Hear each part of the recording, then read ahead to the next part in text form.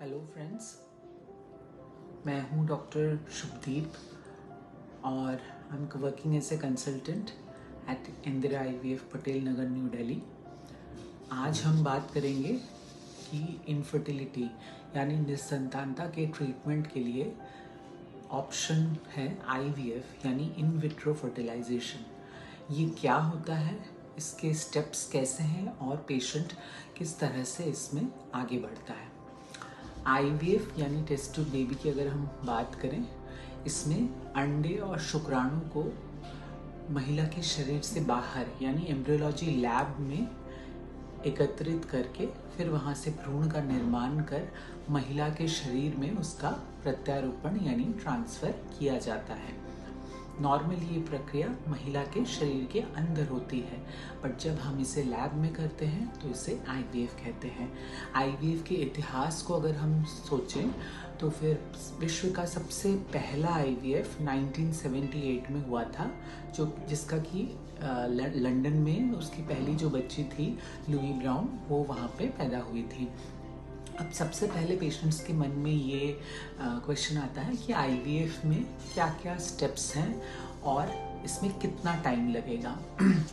IVF में basically 4 steps हैं। First step है बेसिक जांचों का, जिसमें कि महिला एवं पुरुष दोनों की सारी जांचें की जाती हैं, जिसमें अल्ट्रासाउंड, खून की जांचें और पुरुष के वीर्य की जांच और खून की जांचें होती हैं।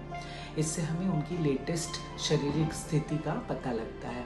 उसके बाद हम दूसरे विजिट में यूजुअली माहवारी के दूसरे या तीसरे दिन उनको बुलाते हैं, जब उनके इंजेक्शन्स शुरू किए जाते हैं। इंजेक्शन्स वाइफ को लगते हैं, करीबन 10 से 12 होते हैं, हार्मोन वाले इंजेक्शन्स होते हैं।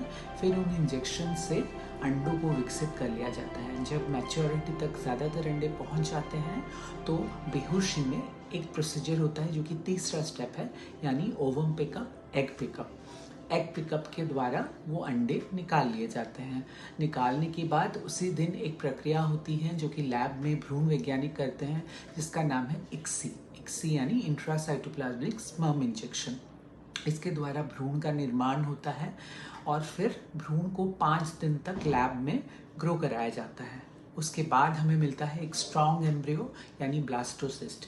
उस ब्लास्टोसिस्ट को फ्रीज करके 1 महीने बाद ट्रांसफ़र किया जाता है। यूजुअली फ्रोज़न एम्ब्रियो ट्रांसफ़र से रिजल्ट्स बेहतर आते हैं। जो लास्ट स्टेप होता है वो होता है एम्ब्रियो ट्रांसफ़र यानी भ्रूण प्रत्यारोपण का। ये सबसे क्रूशल स्टेप होता है। इसके लगभग 2 हफ्ते बाद आपकी सीरम बीटा HCG का टेस्ट होता है, जिससे कि ये पता लगता है कि प्रेगनेंसी आई है या नहीं।